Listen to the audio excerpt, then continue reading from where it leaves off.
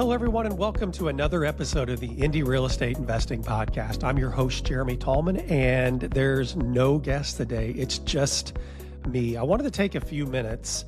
This will probably be a little shorter podcast than we've done in the past and talk about property taxes. If you're listening to this podcast, you've certainly by now received your tax bill via U.S. mail or online, and we're getting some feedback that some of you aren't real happy about that tax bill. So I wanted to share actually a personal story that Scott and I dealt with on a property that we own and some sticker shock we received when we opened up this year's tax bill and what we've done to try and get some relief. Because a lot of you are probably out there asking, what do I do about this? How can I appeal?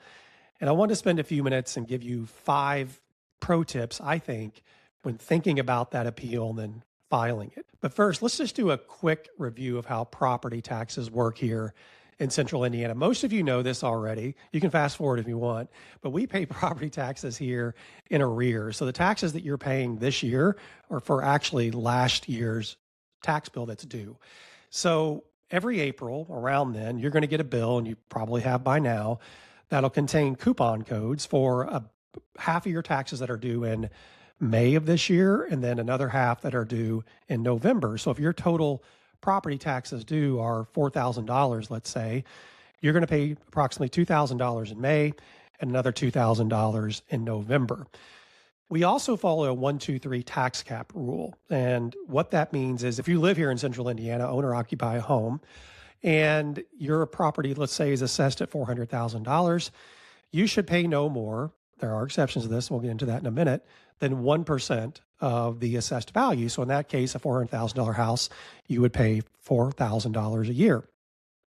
If that property was a rental home, let's say you lived out of state or don't have to live out of state, but that is not a primary residence, it's a rental home, that $400,000 property, you would pay $8,000. That's 2% of the assessed value in taxes. Commercial properties, which most people that listen to this probably don't own, or at least own in volume, are subject to a 3% tax rule. So keep in mind that most of you, let's say that $400,000 rental property, you're going to probably pay more than $8,000 a year. And that is because special assessments, and these are voter-approved referendums that go through our system, the community votes on them, and if they're approved, they get added to your tax bill. They're not subject to the cap. So the classic example of special assessments are schools. So if Washington Township wants to build a new middle school, for example, or an elementary school, we're all going to vote on that if you live in Washington Township. But if it's approved, that's going to be added to your tax bill. So that's in addition to that cap. And that's why most of you, if you call and say, hey, I'm paying more than 2%, that's typically the reason why. I sat down a couple of years ago and reviewed maybe 20 different tax bills throughout Central Indiana, our coverage area. And I kind of came to the conclusion that looking at all this data, that most people were paying somewhere between, investors that is, 2 to 2.25% of the assessed value in their annual bill. So that makes a difference. And that's, I think, important to understand as an investor, that it's just not, you can't guarantee 2%, you're likely going to pay more. So back to the sticker shock that Scott and I received earlier this month. For those of you who listen to this podcast regularly, you know that my business partner, Scott, and I, we own a bunch of rental properties, but we also own a small office building in the Meridian Kessler area of town. It's around 1,700 square feet. And at one time, it was more office space than we could ever imagine actually using. Now, today, fast forward the 18 years or so we've owned it, we only a very small portion of our staff actually works out of this office. But at any rate, the assessed value for those 18 years that we've owned it, we always felt was really fair. We felt like the city was pretty close to the actual value. And while we pay actually 3%, since it's a commercial building, which that's painful, there was really nothing we could do about it because we thought the value was correct. And it kind of was what it was. We had no real recourse. However, our director of accounting several days ago walked in my office and handed me this new bill. And for whatever reason, year over year, the assessed value more than doubled. And the actual bill, therefore, more than doubled. So as I mentioned, we were already paying a lot in property taxes for this building, but now we were paying 116% more in taxes. So what did we do? Let's get into that a little bit. Well, we have appealed, and we appealed on the sole basis that the assessed value was too high. It wasn't just a little high. It was way too high, in our opinion. So I haven't appealed taxes in many, many years. There used to be a day way back in our investing history where we could go to the Washington Township Assessor's Office. It was really close to where all of our rental properties are. And I could literally walk in there, hand them documentation. They would change it on the spot. But it's all changed now. So frankly, I haven't had to appeal taxes, like I mentioned, in a very long time. So I Googled it, super simple, how to appeal property taxes in Indiana. You're going to get routed. All our properties are in Marion County. So you go to the Marion County Assessor's website, and then there's an appeal process that you can go through. So I'll get into some of the details about what we provided during our appeal in a minute. But it was a pretty simple process, really. To actually file the appeal is pretty simple. I got a confirmation email right back that my appeal was submitted. I called down there though, just to make, to say, hey, I know you guys got my appeal. What are next steps? And they told me to wait probably between 6 to 9 months to get a response. So I later learned that the next step in this whole process is I'll likely get a call in 6 to 9 months from someone at the assessor's office when our case is finally pulled up. And I hope to be able to settle things right then and there. Like, I don't think there's a lot of debate that we're overassessed.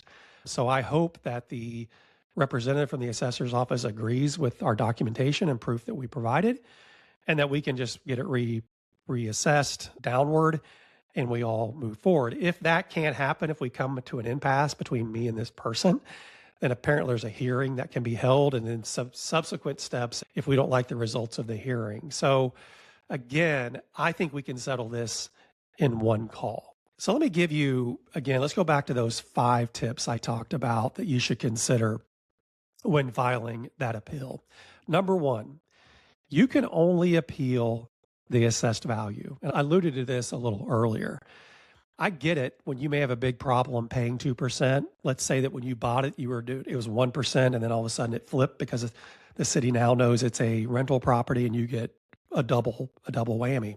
And it could be even more than that because maybe it was assessed low, you bought it, reset the assessed value based on your sales price, and you're paying much more than double. And I get that. That's painful.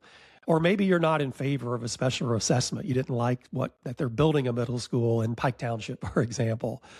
But you won't get anywhere with that. You can only appeal the assessed value, which leads me to point number 2, which is be really smart with your time. You're going to spend some time doing this. Not a ton of time. You may have tools at your disposal that, like I had, that I can speed this up. But you're going to put some time into this. So if your appraisal, let's say you had the property appraised recently and it came in at $225,000 and the assessor puts you at $230,000. I really don't think it's in your best interest to appeal that. It's minimal. And you don't want that going the other way. If they can pull comps and say, hey, look, you show 225, I've got all kinds of data that shows 240. Let's move it there. You don't want to do that. You only want to appeal when it's very obvious that there's a discrepancy between the assessed value and the actual market value. So think about that. Think about your value of your time. Number 3 is come prepared with evidence. You can't just appeal it and say, I think it's too high. You need to show, I think the gold standard is probably an appraisal from an appraiser.